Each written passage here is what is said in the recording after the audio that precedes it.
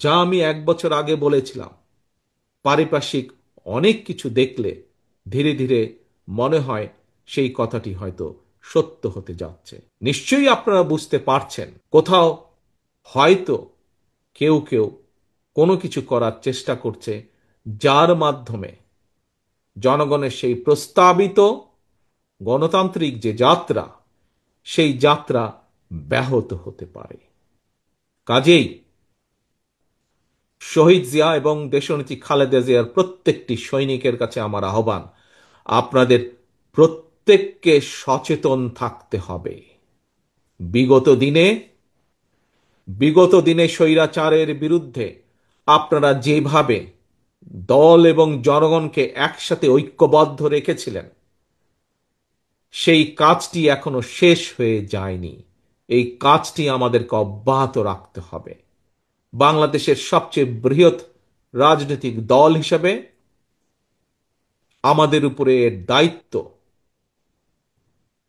যে গণতন্ত্রের প্রতি যে কোনো হুমকিকে আমরা মোকাবেলা করব।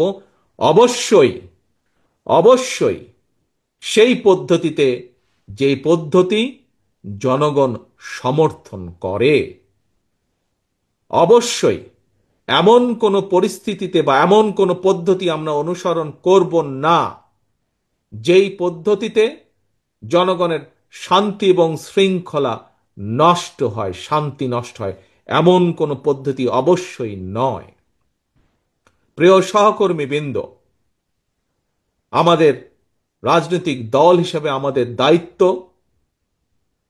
গণতন্ত্রকে কোনোভাবেই যাতে কেউ বিঘ্নিত করতে না পারে। 1971 সালে লক্ষ মানুষের প্রাণের বিনিময়ে এই দেশ অর্জিত হয়েছে।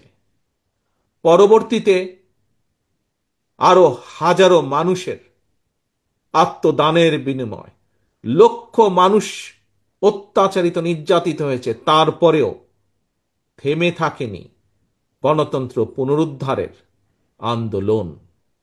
কাজেই এই আন্দোলনকে, এই আন্দোলনের ফল যাতে গণতন্ত্র, সেই গণতন্ত্র ফল যাতে জনগণ দোরগোড়ায় পৌঁছে দিতে পারি আমরা, তার জন্য আমাদেরকে সর্বদা সজাগ থাকতে হবে। প্রিয় সহকর্মীবৃন্দ, আজ আমাদেরকে খেয়াল রাখতে হবে।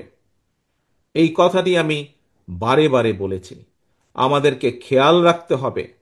একটু আগে এখানে একজন বক্তা বলেছেন যে বেশ অনেকবার আমি বিগত 1 বছরে বলেছি, আমরা যত যাই মনে করি না কেন, যে আমাদের অনেক নেতাকর্মী হয়তো ভুল করে মনে করছেন যে আগামী দিনের নির্বাচন হয়তো সহজ হবে।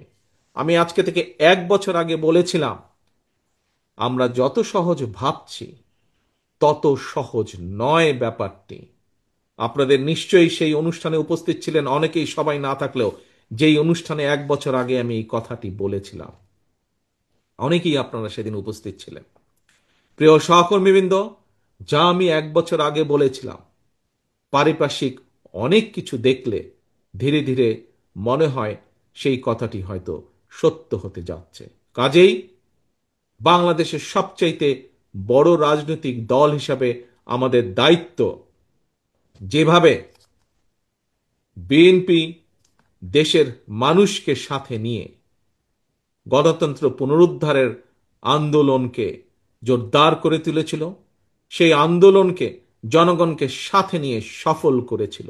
যতক্ষণ পর্যন্ত বাংলাদেশ গণতন্ত্রের লাইনে আবার উঠে না আসে, সেই রেল লাইনে উঠে না আসে, গণতন্ত্রের রেল লাইনে, ততক্ষণ পর্যন্ত বিএনপির আন্দোলন থেমে থাকবে না।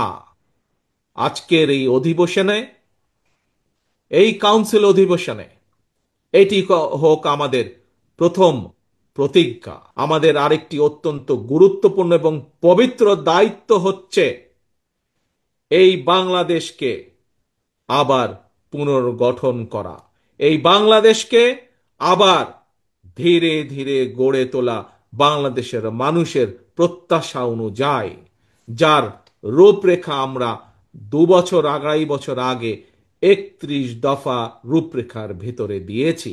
যে কোনো মূল্যে যতক্ষণ পর্যন্ত আমাদের প্রিয় মাতৃভূমি বাংলাদেশ গণতন্ত্রের যাত্রায় ফিরে না আসবে, গণতন্ত্রের রেল লাইনে চলা শুরু না করবে, ততক্ষণ পর্যন্ত বিএনপি, শহীদ জিয়া, খালেদা জিয়ার প্রত্যেকটি নেতা কর্মী অতন্দ্র প্রহরীর মতন জেগে থাকবে এবং গণতন্ত্র পুনরুদ্ধারে কাজ করবে।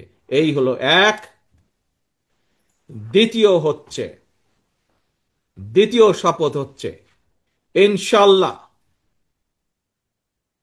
জনগণের প্রত্যাশিত যে নির্বাচন আগামী দিনে, সেই প্রত্যাশিত নির্বাচনের মাধ্যমে বাংলাদেশ জাতীয়তাবাদী দল বিএনপি জনগণের রায় সরকার গঠনে সক্ষম হলে ইনশাল্লাহ আমরা আমাদের সেই 31 দফা আলোকে এবং বাংলাদেশের জনগণের প্রত্যাশিত যে বাংলাদেশ, সেই বাংলাদেশ গড়ে তোলার জন্য আমাদের জীবন বাজি রেখে আমরা কাজ করব ইনশাল্লাহ। সামনের দিনে আমাদের তাহলে ইম্পর্টেন্ট কাজ হচ্ছে দুটো।